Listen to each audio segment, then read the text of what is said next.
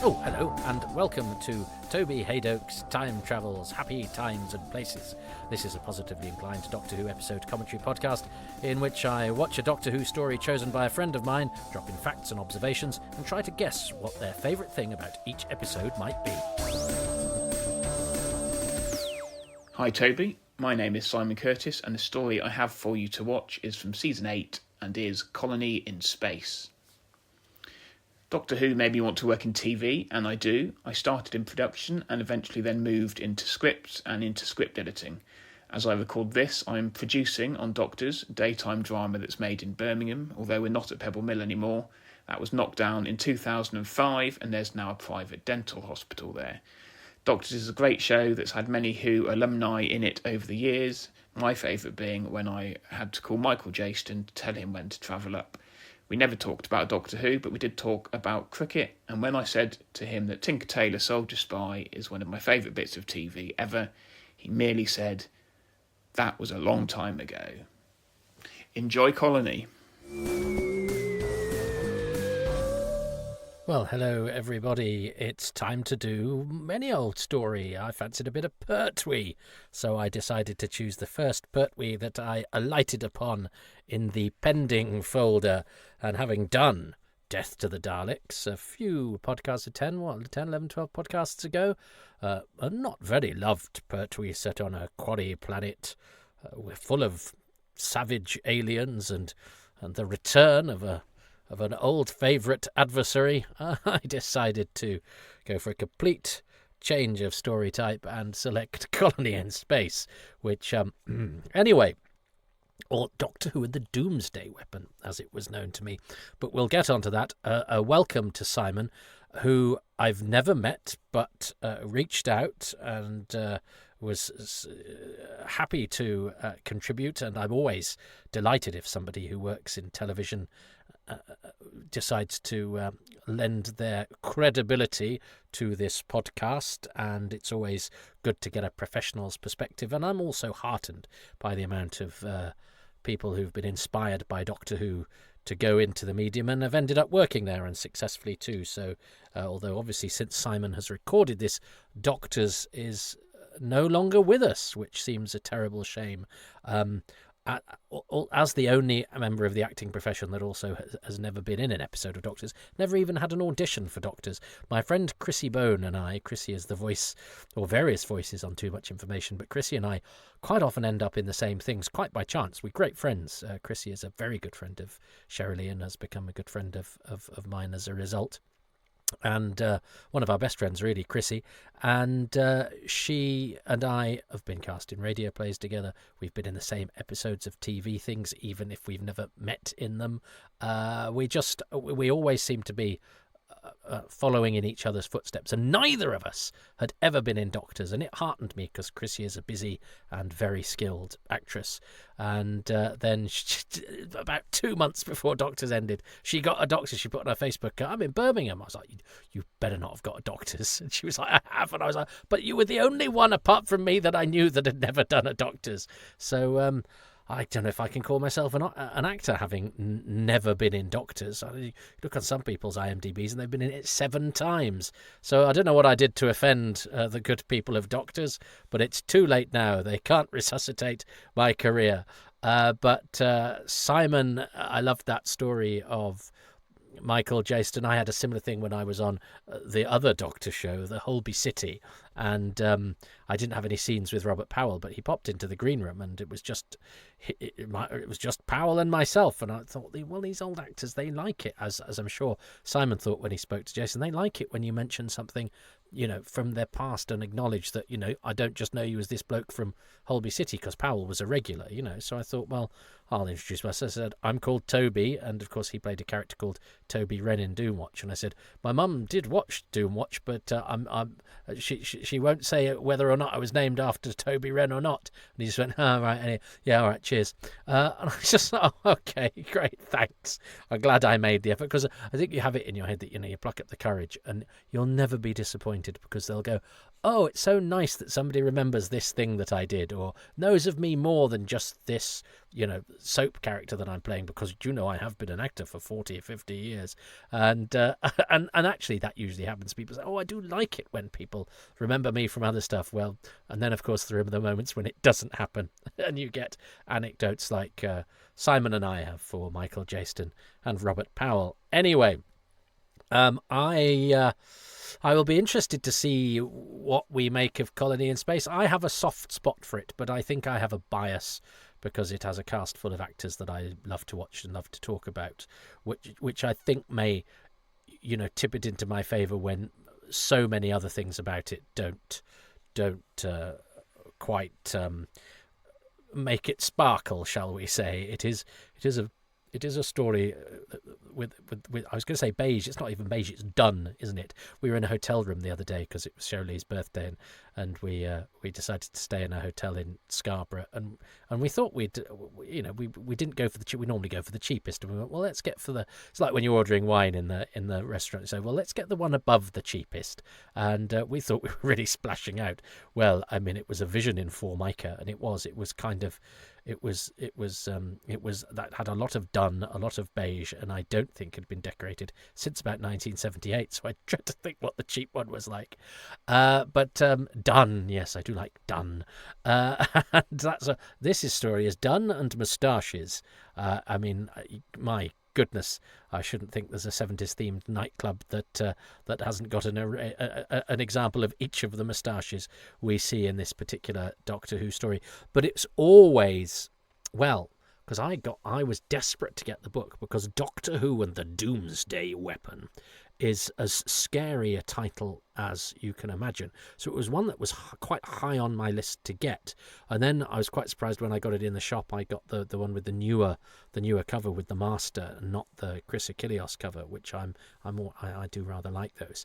But I still got it because I was desperate. And then it's a Malcolm Holt book, and I'm afraid, reader, I always found those quite hard to get into. Bear in mind, I was reading them when I was younger than I should be, I'm sure we've all done that, and I hope I'm not the only one who found that certainly the early chapters of Hulk's quite difficult, especially as I wasn't wild about his going into the head of the characters, particularly if it was somebody like Jo Grant, particularly if it was giving her a new entrance when I knew that she joined the story before. So I kind of knew I was being sold a lie, and I wasn't happy with that, because I was reading these to get a version of the TV story, something as close to the TV story as possible. Now, of course, we love the books now, or I certainly do, the ones that are further away from the TV story, that gives us wonderful moments and wonderful character insights that we don't get in the story. And I've said this before, a lot of Malcolm Hulk stories, when you watch them, the bits that you really miss are the bits that he invented for the books that stuck in your mind, and quite often the bits that he invented for the books are the most memorable parts. But that wasn't the case at this point. I wanted something with a big gun in it, and I'd got this weird in a monologue of Jo, well, not a monologue of Jo, but a point of view chapter from Jo, doing something that I knew she shouldn't be doing in this story because she'd done it in the previous one. So I struggled with Doctor, and then I discovered it wasn't even called Doctor Who and the Doomsday Weapon, but Colony in Space, which I thought was a really boring title. And then you started to read, the received wisdom, and it was always a bit, it's a shame the third Doctor's first trip to an alien planet is a bit boring. And poor old Colony has never quite had a chance to sort of thrive or have its moment in the sun. I mean, there's no sun in Colony, is it? That's why nothing grows on Uxarius. But then I got the Doctor Who program guide, or I borrowed it from a friend, and I saw the actors playing all the parts, and I was like, these are all good actors playing these parts. This is very exciting. John Ringham and Bernard Kay and Tony Cornter. These are actors that have done lots and lots of Doctor Who, and right down to some of the others like John Harrington, and who was in the Daleks Master Plan. So suddenly you're going, this is and for me a Doctor Who story that had actors from older Doctor Who stories in it was always like, oh well, that's a sign of quality. If you've got a Pertwee and it's got a Hartnell actor, it's doing very well indeed. But by the same token, if you're a McCoy and you've got a Pertwee actor, you're doing very well indeed. This is the further back you can go, that helps to give a bit of credibility to buff buff your story up a little bit with a bit of ancient stardust. It's weird currencies that we trade in as Doctor Who fans. But anyway, since then I've always subconsciously championed Colony because I want it to be loved, and there are moments in it that I think are terrific. But I wonder if it's one of those ones that I'm very keen to champion in theory without ever going, do you know what I really want to watch today? Colony in Space. Well, I've chosen to watch it today, and watch it we shall. So let's see what happens as we take a trip to the planet Uxarius with the Third Doctor, and if we press play on whatever copy of Colony in Space you're watching, most of you aren't watching anything at all. You're just listening, so wherever you are, in your car, walking your dog, doing the deed. Has anyone... Oh, please write in if you've... Please write in if you've ever done the deed to Toby Haydock's Time Travels, specifically Happy Times and Places. I mean, it would be amazing if somebody had reached the happiest of times and places when I said happy times and places. I mean, I'm getting really specific now. Anyway, let me know where you digest your happy times and places, especially if you've ever done so in flagrante delicto. Do I want to know that? I'm not sure I want to do that. I think it's because I'm anticipating a lot of clay and mud. Is that I want something. I want a bit of colour.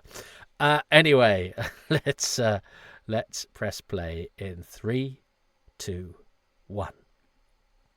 So we are in season 8, and we've had 3 stories so far with the Master, and of course they keep their powder dry with the Master in this. But if you got the book, you knew he was coming because he's there on the cover, certainly of my version, where he's front and centre.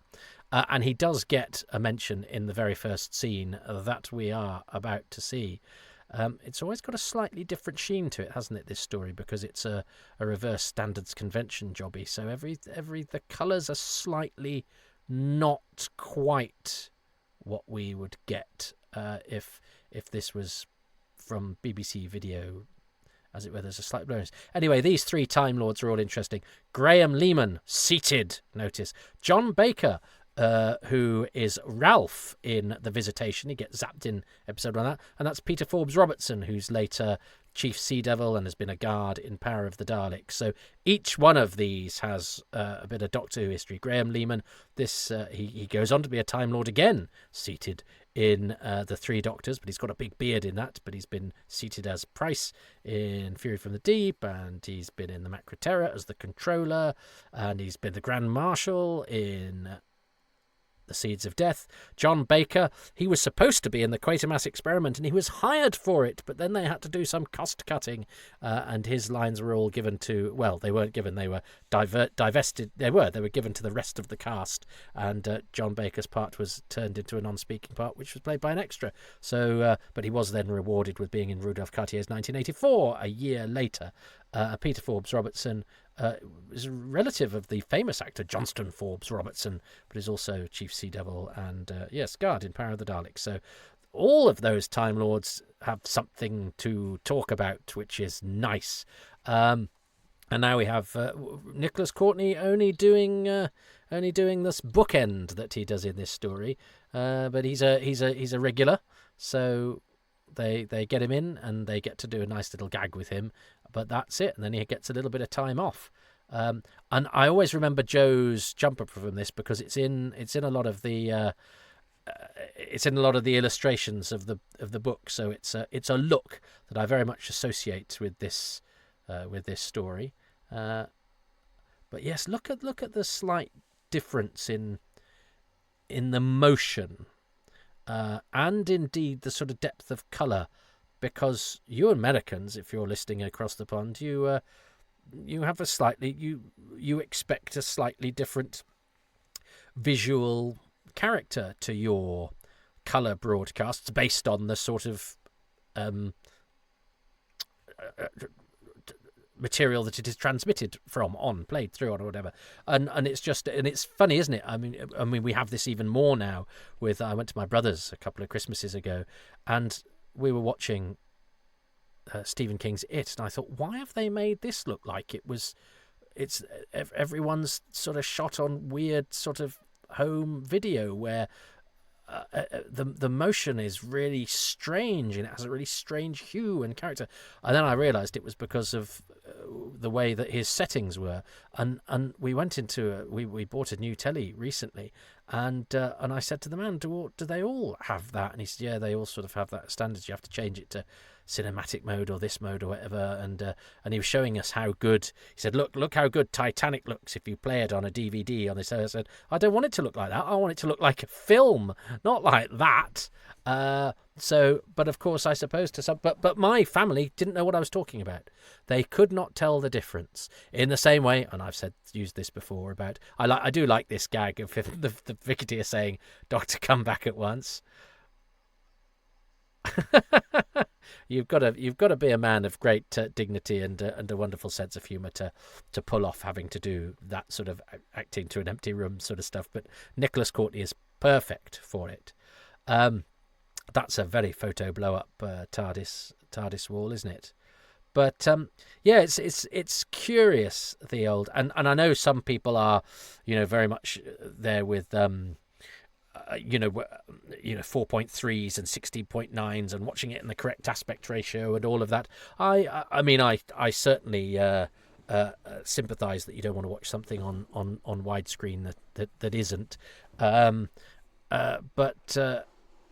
I know there are probably things that I don't notice about some of that the Steve Robertses of this world would be shaking their heads and sucking their teeth at. But I certainly could probably be able to identify the stories just by visualizing them that only exist on the American formats, because they do the mutants, some episodes of the Time Monster.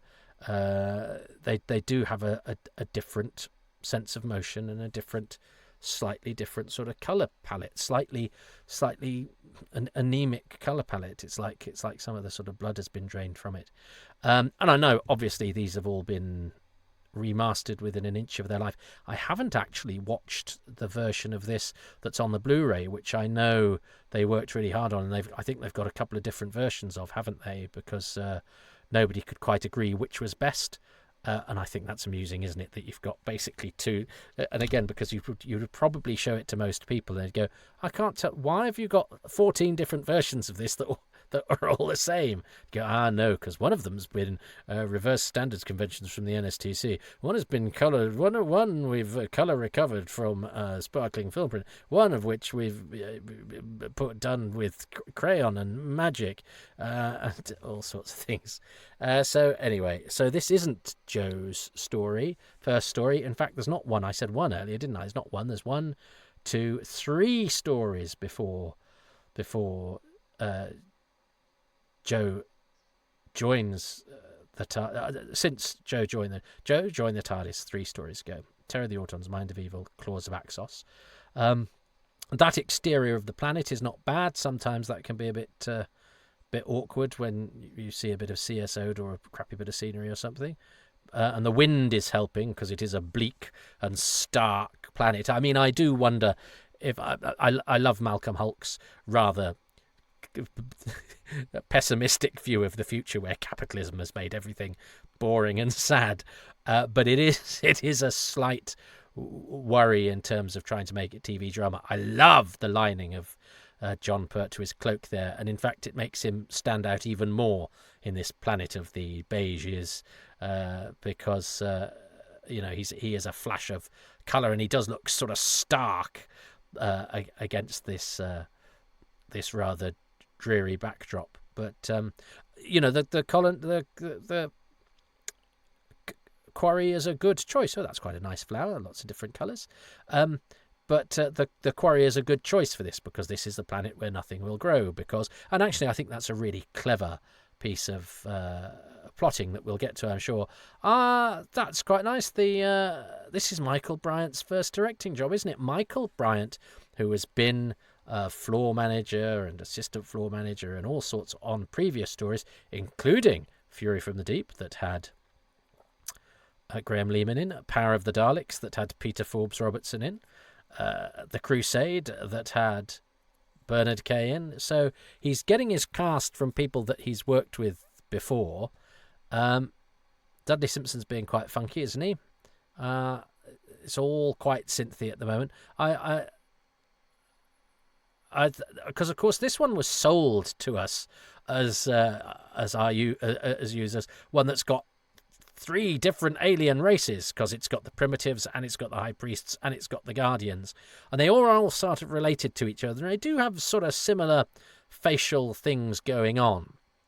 But of course we don't spend much time with the aliens at all, and none of them are really talkative apart from the Guardian, and we don't see him for ages yet. So a lot of the chat is between very, very bearded men. I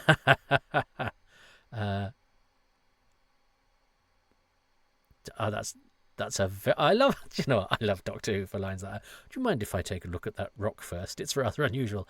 I love the fact that Doctor Who can go to an alien planet and he goes, yeah, but before we do anything, I really want to look at that rock. And we live in such an incurious world these days that a television hero who wants to look at a rock is all right by me.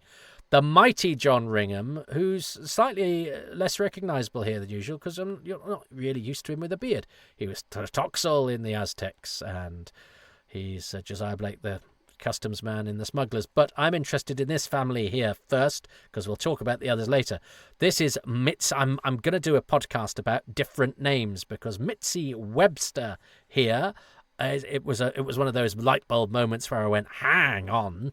Isn't that Nancy? She is indeed Mitzi Mackenzie, Nancy in The Green Death. So she's one of the few people to have appeared in Doctor Who under 2 different names. Another is Brian Moseley, Alf Robertsoff of Coronation Street, who is Buddy Windrush, Simon Day and Simon Paisley Day from...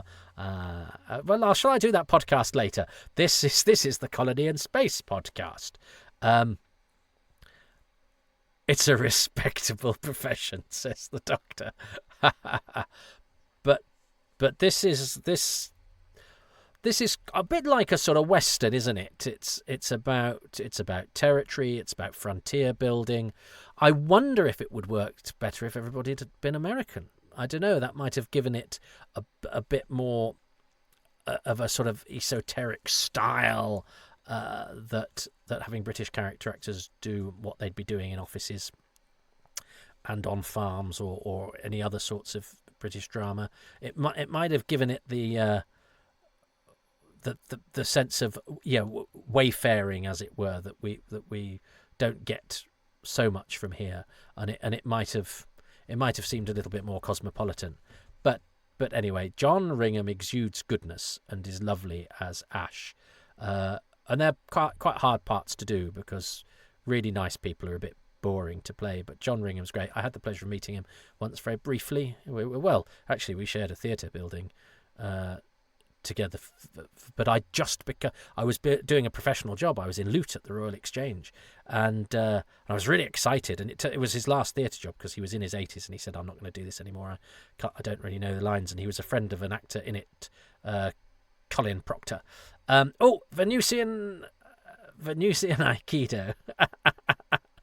Anyway, I met and shook hands with John Ringham. I actually copied the Aztecs and this for him onto a videotape, but never gave them to him, and had meant to ask for an interview. But it was my first sort of big job in theatre, and I think I wanted to behave like an actor, not a Doctor Who fan. So I shook his hand and I said hello, and I said I admired his work, but didn't go beyond that. And I sort of should have done, really. I mean, I suppose it doesn't really make a difference. But anyway, I think it's quite refreshing seeing the TARDIS get now. That's a great shot as well, and I like that the way that's done with sort of economy. Tip it over, then have a shot of them pushing it. Boom, that's got it all. I like that, and I always like it when the TARDIS is sort of taken or nicked, or we see it in transit. I always like seeing it on the back of a van or being pulled somewhere. I think that's rather fun. This is Sheila Grant, the voice of the Quarks, one of the most prolific and admired radio actresses of her time. So it's nice to see her in the flesh. So here we have Mitzi Webster / Mackenzie, and this actor is John Lyne, who had been in Richard III with my brother. My brother is not an actor, but as a child, he'd been in one of the Princes in the Tower at the Ludlow Festival. And John Lyne was in it. It was directed by Peter Cregeen. John Lyne was in it with his son, Matthew Lyne, who had a reasonable career for a bit. But John Lyne is excellent in an episode of Survivors, where he plays a character who... it's discovered in the old world, I think, was something terrible, like if not a child molester, some sort of perv, shall we say. And he gives a really dignified performance, and it's sort of about, do we contemplate whether, a terrible event like the plague sort of wipes people's ledger clean, as it were, and whether he himself has gone through a change like the world has, and if there's a place for old world. It's a clever, thoughtful piece, and he's really, really good in it. So it's funny to then see him turn up in this as, a couple of scenes in just one episode. I did write to him in 2013, and he signed a picture but said thanks but no thanks to an interview. It would have been nice to have sort of said to him that my brother had enjoyed his experience as well on that Richard III. Richard III was Edward Woodward, but I'm sure I've mentioned that. So here we have Sheila Grant in her colony bubble dome. The designer's Tim Gleeson, I think, who does a good job. But it is very hard to sort of to make sort of desperation and poverty visually interesting, and I and the costume designer and the set designer are all on the same hymn sheet. It's greys and browns, which is correct. Is there a way of making that sexy or visual? I think the plotting, actually, of Colony in Space is really good. This idea of the monster, so this is the fourth monster that turns out not to be a monster, is a good one. This is David Webb as Leeson, who stood against Margaret Thatcher in Finchley. He thought anything goes. He'd have had sex. He'd have done the deed to Happy Times and Places. He was a firm believer that all pornography should be legal so long as it's between consenting adults. That lighting on the outside of the dome as they came out for that very, very quick shot was excellent. And that's actually not a bad piece of CSO. I actually think the American textures here of the picture has slightly helped with the CSO there. But there's no reason for us not to believe that giant, that normal sized lizard blowed up to giant size and CSO'd on is not what Doctor Who is trying to do as a monster. Whereas, of course, it turns out that this is not a monster. It's all a fake. But this is nice. This is a very Michael Bryant thing to do, to sort of have the camera creep towards. It's a bit like that opening shot in the Sea Devils, isn't it, when Neil Saylor gets killed as the radio operator. Almost expected Sheila Grant there to put her hands over her face and scream, and it to sort of go out of focus. He's an interesting director, Michael Bryant. He changes as he goes along. I think he's a bit more experimental in some of these Pertwee ones.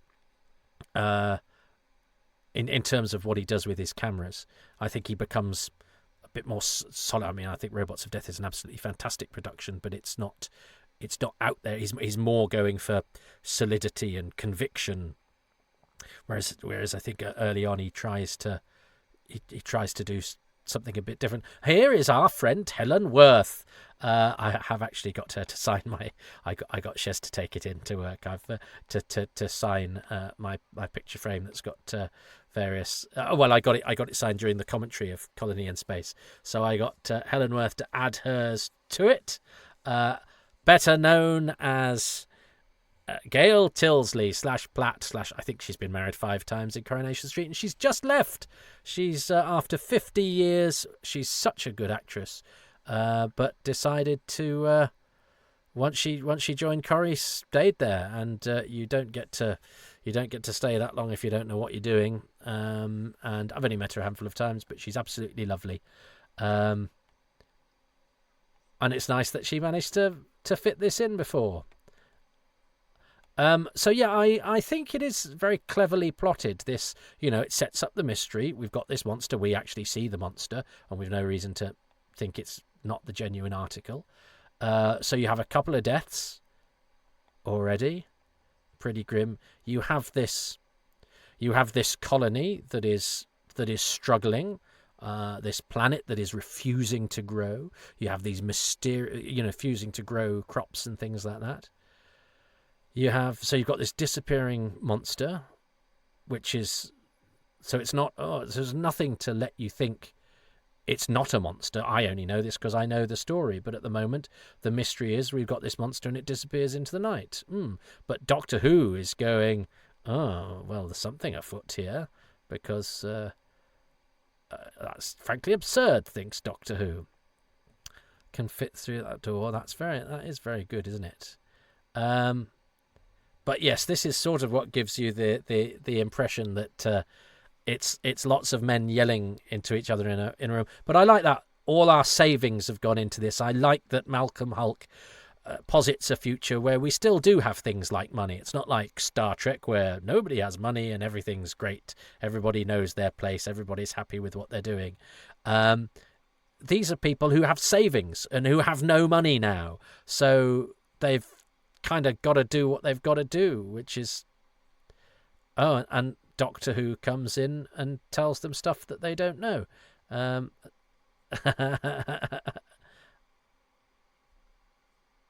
this is so that we need the Doctor to come into the story to discover that there's something wrong with this colony, but he's telling the colony that actually what they think is wrong shouldn't be wrong. There's a man behind Winton there, played by Nicholas Pennell, who I'm sure we will talk about. Illustrious actor, but would be better known now here in the UK if he hadn't gone to Canada. There's some excellent moustaches. I mean, everyone has a moustache. I'm surprised. I mean, Mitzi Webster stands out because she's got a woman with striking black hair, but also she doesn't have a moustache. I think she's just turned 90 now, Mitzi. And here we have it. There's so much goes on in this episode. So now we introduce... I always think that Norton comes into a little bit later, but here's Zippy from Rainbow, who's been attacked by monsters, so we think. So this is another brilliant, intriguing thread to the story. So I think Malcolm Hulke, for a story that is famous for being a bit boring, we've had layer upon layer of mystery for the Doctor to come in and add his own contribution to the story, which is to tell them that some of the things they think are wrong aren't actually wrong. So we've got mystery that they provide, another level of mystery provided by the Doctor that says that you've got the wrong kind of mystery going on, guys. We've got death that isn't what it appears to be. We've got giant lizards that apparently, according to the Doctor, aren't what they appear to be. And then you've got this guy comes in, who we've got no reason to think anything else of, and he says, no, my mates were killed by lizards too. I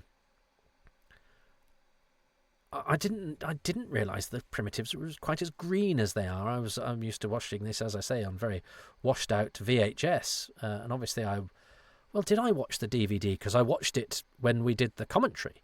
You can proffer knives in 1970s telly like nobody's business, but I like the fact that Ash has this sort of relationship with the Primitives. I mean, we wouldn't call them that now, would we? With the indigenous population. And that's, that brings a slightly sort of realistic element to it, and the fact that they did kill some colonists and they have this uneasy peace and this uneasy understanding. And one of the Primitives is played by Pat Gorman, usually the one that does anything. Pat Gorman plays a number of different parts in this story. But yeah, I think it's an intriguing episode. I love the constant sort of wind that you've got that says this is the. I was thinking about Blake Seven. I've been doing a bit of work with and on Blake Seven, and how Blake Seven is always sort of windswept and wintry. And I think that Jonathan Helm, who wrote the Blake Seven books, he was quoted. Well, I can't remember, but pointed out that part of the appeal of Blake Seven was that the planets that they landed on were always pretty dreadful, and it always seemed like winter, and it always seemed really cold, and that was the whole nature of the inhospitable universe of Blake Seven, and that so many so many productions sort of aim for sun-drenched sort of desert planets, but to actually deliberately go for horrible quarries can give your dystopian future a real feel. So rather than see it as a shortcoming of the British weather, and like Doctor Who is like Triangle, the soap set on the boat, in that it's supposed to be glamorous, but it can't be because it's shot on god awful videotape in grey conditions. This is actually stylistically deliberate and sought after in stories of this kind, where it's not supposed to look sexy, it's supposed to be drab and arid. Well, it's not quite arid, is it? Because it's sloppy and slaty, and but certainly barren, but not dry barren, sort of damp barren, damp and barren, which is how I like my women. I can't believe I just said that. Visual effects, Bernard Wilkie, the mighty Bernard Wilkie, and Tony Millier. I've had the pleasure of interviewing Tony. Terence Dix only joined us for a couple of episodes of the commentary for this, because we had so many to choose from. In fact, I think we could have probably... It was one of the ones where I think we had a little bit too much crossover with Chris's documentary, because there were plenty of cast we could have had. We still did get... We got... it was the first time I met... Well, let's leave that till next week and next episode. But I remember being very, very excited at the prospect of doing Colony in Space, the commentary of which I did on the same day as the commentary for the Censorites. Now, if you were to take received wisdom, that's two quite long engagements. And it actually was quite a long day, but we did Censorites first, which was a tricky one. I've talked about that in the Censorites commentary. And then we did Colony in Space, which was a lot of fun. But that's 12 episodes. It was quite a lot going on there. So what are my favourite things about Colony in Space episode 1? Well, I love the mystery. I think the mystery is very set up very well of the monster. I love the role that the Doctor plays, actually, to say, you really think that monster did that? And actually, this planet doesn't have this planet should be able to grow and sustain life, and sort of strides in and says, look, I'm an expert on all of these things and I can help, and yeah, I'll give you a bit of Ujima flip, and I'll tell you what's what, and I'll very confidently try and sort out your issues. And he does it just so elegantly and effortlessly. I think it's a brilliant cast. I love John Ringham. Nicholas Pennell, I've hardly mentioned. Nicholas Pennell gets top billing in the episode, which I remember surprising me, because I thought John Ringham as leader of the colony, and he's John Ringham. But Nicholas Pennell had been in the Forsyte saga, which was a huge hit, and as I say, was a bit of a star. And I'm sure, as I say, we will get to Pennell later on, because he had an illustrious Shakespearean career in Canada. I love, as I say, I love the layer of mystery. I love the bookend with the Brigadier. I think Nicholas Courtney's couple of scenes are really rather splendid. I do like the TARDIS being pushed over and pulled away. There's something about that visual.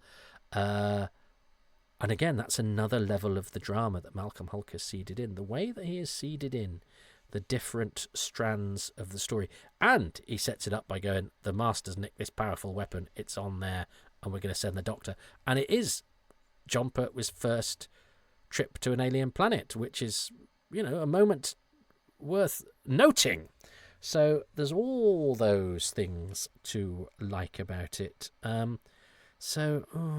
What is my favourite? What is my favourite? I actually think the way that Malcolm Hulke sets up the planet, the people on it, then he introduces the danger and kills two people, and then he brings in the stranger who seems to corroborate the lizard story, and who talks of other dead colonists elsewhere on the planet. I think there is so much incident and so much action on what you always imagine, or I certainly do, to just be, the Doctor lands and he chats to these people and some get killed and then he gets terrorised by a robot at the end of the episode. There's so much more to it than that. So I think that the way that the story is set up, or is it Pertwee? I do like what Pertwee does. I don't think Simon will choose any of the things but I think the expert way that Malcolm Hulke sets up his world and then introduces the various strands of the drama to it, and sort of uses the Doctor to do that as well, is my rather vague thing for episode 1 of Colony in Space. Simon, who works in television and knows what he's talking about, will probably choose A, something completely different, and B, something that he describes far more eloquently. Ha ha ha ha ha. Right, here we go. What is Simon choosing as his favourite thing from Colony in Space, episode 1? My favourite thing about episode 1 of Colony in Space, I want to say Joe's jumper, because it's a great jumper, nice pattern, and it's a different colour in the location scenes as it is in the studio. But it's not that. Well, it sort of is, because my favourite thing about episode 1 is Katie Manning as Jo Grant and playing her first trip into space and in the TARDIS. It's all very believable. Katie's reactions to it are great. Importantly, Jo doesn't get over it all too quickly, and her performance throughout as she comes to terms with it and then gets into the swing of it is great. So Katie Manning is my favourite thing about episode 1. Oh, and I was probably talking through all the stuff that she was doing. I was probably saying, I actually met that actor there, or I once had a cup of tea with that actor's great aunt's nephew's dog, and he woofed at me in a way that suggested he'd said he actually thought Patrick Troughton was a fine actor. Something boring like that. So I didn't even really register Jo, but of course it's a very important moment for her. I was more concerned with the Jo from the novel, but I have to say that's because, as a typical Doctor Who fan, it was Jo in the novel that really bothered me, that caused me to take meant it took quite a lot of time for me to get over my difficulties with the Doomsday Weapon / Colony in Space, and see it as a story in its own right, and not the one that had the wrong beginning for Jo Grant. So maybe I didn't want to concentrate too much on Jo because it would bring up all those terrible memories. But yes, it is important. It's important to see a companion take their first steps into the unknown, and Katie Manning does do all that stuff very well, and Jo is great at taking things in her stride, and I love Katie and the way that she gives her all, and is constantly sort of keeping Jo's dignity while she's sort of struggling to come to terms with stuff. I think Katie is great, and also on a personal level, Katie is just so kind and has been very lovely to me recently, because she goes out of her way to make sure she knows what everybody's doing and to say a nice thing. So I'm happy for Katie to get the nod.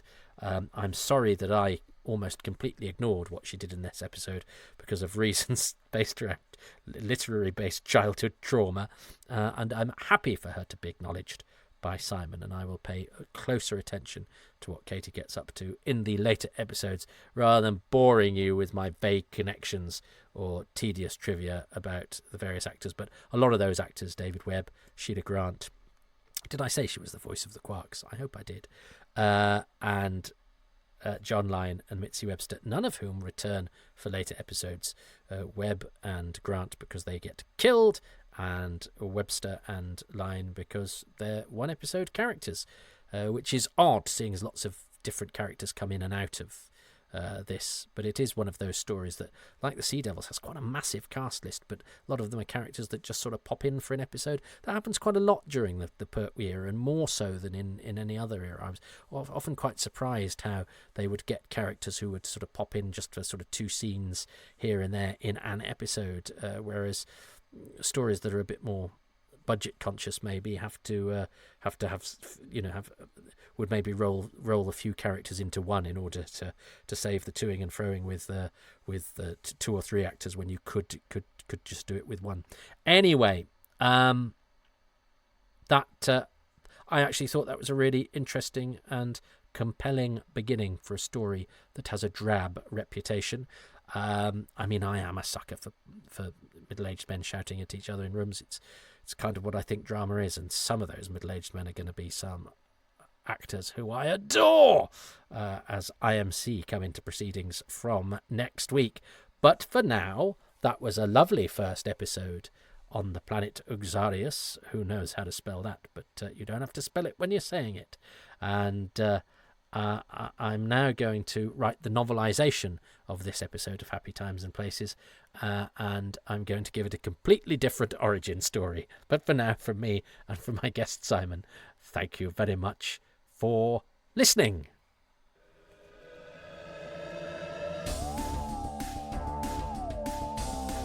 Thank you very much for listening to Happy Times and Places, which is presented by me, Toby Haydock, and my special guest, Simon Curtis. I'm grateful to Simon and to the patrons who make these podcasts possible, and they include Ruben Herfindahl, Stephen Moffat, Peter Burns, James Corday-Smith, Peter Harness, Ronald Hayden, Rob Leonard, Christopher Meredith, Gavin McLean, Richard Straw, Neil Tate, Nick Tedston, Tim Arding, Nigel Bromley, Paul Cook, Richard Chalk, Peter Chamberlain, Grant Davidson, John Deere, Chris Dunford-Kelk, Paul Dunn, El Pandras, Susie Ferguson, Jason Gorman, Siobhan Galichon, Paul Harris, Chris Hyam, Ian Key, Ashley Knight, Joe Llewellyn, Ian K. McLachlan, Philip Marsh, Nathan Martin, Roland Moore, Rick Moran, Kevin Murdoch, Graham Knott, Adam Parker, Barry Platt, Risto Matti Cirillo, and Frank Shales. The music is by Dave Gates, the artwork by Dylan Patterson.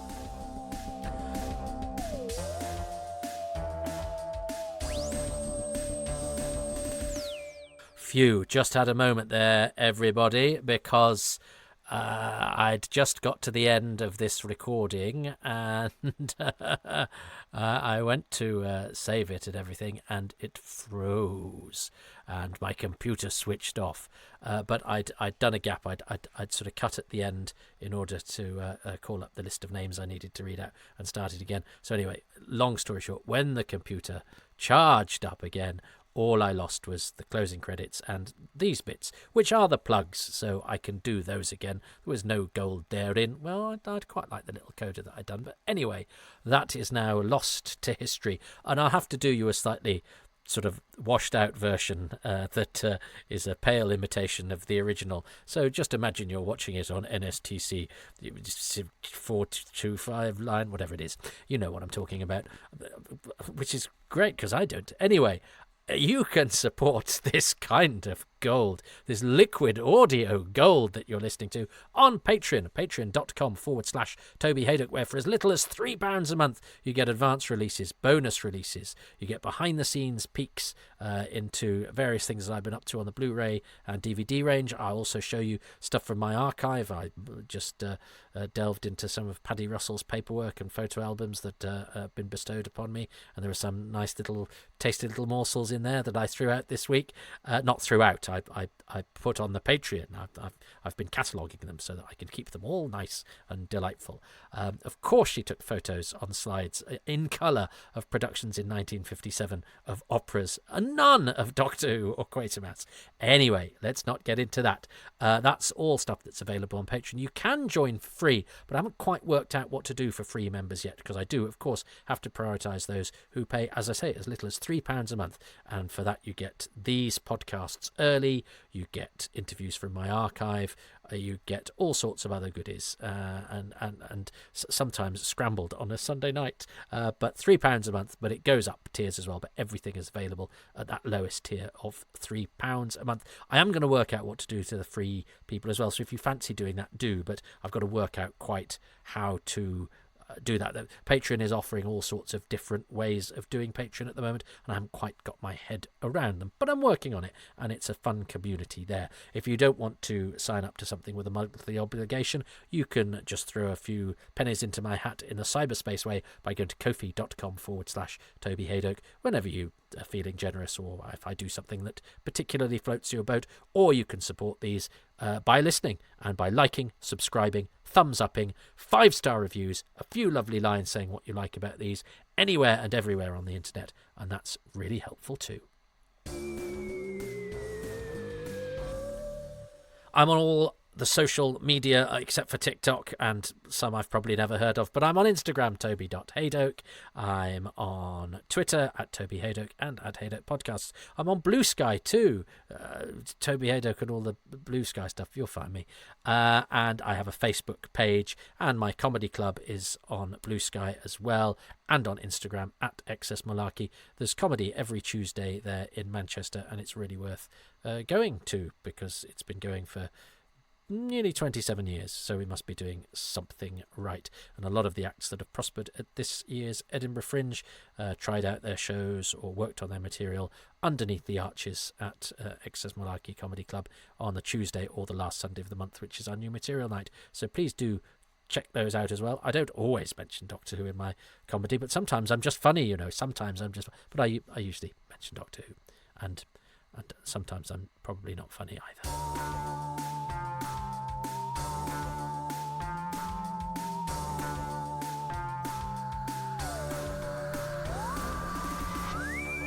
So there we go. I'm rushing to get this done on a Sunday. I've already said this once. I'm rushing to get this done on a Sunday. So the last thing I need is for my computer to close down.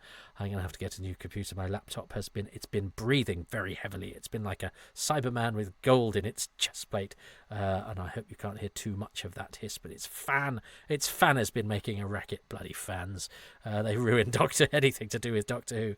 But yeah, I've been trying to get because it's been Shez's birthday this week, and we went to Scarborough. Oh, and there's a TARDIS in Scarborough. I mean, it's not quite like the TARDIS, it's a funny shaped one. And I took a photo of myself next to the TARDIS, and then Phil Collinson, I noticed on his Facebook, he took a photo of himself by that TARDIS today, 3 days after we were exactly there. And I thought, that's amazing. Doctor Who's producer is in Scarborough where we were, and it was his first visit there for 40 years or something, and he got a picture of himself as a kid by it as well. But I'm like, but we were there as well, and I like to think it's because the producer of Doctor Who is stalking me, because everything to do with me is to do with Doctor Who and space-time interfaces, and it's all about me. I'm like Forrest Gump, but with Doctor Who. Except, of course, Phil and I both live in the north of England, actually not that far away from each other. Told you who was stalking me, it's all about me. And Scarborough's a seaside town in the north of England, and it's where people who live in the north of England go on a bank holiday weekend when the sun is shining. So it's not all that, but I've decided to make it all about me and coincidence, and I don't care. But I'm trying to bung this out quickly on a Sunday so that there is something to release for the patrons, because I like to give them 3 things a week if I possibly can. And the Paddy Russell stuff was quite hurriedly put together, and I've been in a bad hotel, and now the house has been full this weekend, and we've just been children and all sorts of stuff. But hopefully this most Sunday of stories, Colony in Space is quite a Sunday story, isn't it? Will be out for the patrons. Well, there's just a little bit of Sunday left. You will be getting this, I suspect, on a Friday. That's when most things go out if you're not a patron, and it won't be sunny anymore. It'll probably be closer to Christmas, or even past Christmas. Which Christmas, Toby? I don't know. I pay no heed to the timelines out there in non-Patreonville. They arrive at the strangest of occasions. But I'm recording this at the end of August. Where you are, I don't know. But I hope it's a happy time and place. And that's the thing about time travel. Yeah, I'm not gonna be all specific. I'm not gonna be, this is what's happening in the news of Doctor Who right now. Although we have just, I will, as it's the post credits and I can do what I like. We have just had that wonderful statement from the BBC. The TARDIS isn't going anywhere, which I don't think meant what they meant it to mean. Oh, it's good to see these high salaried people in charge of our great cultural institutions are so breathtakingly competent.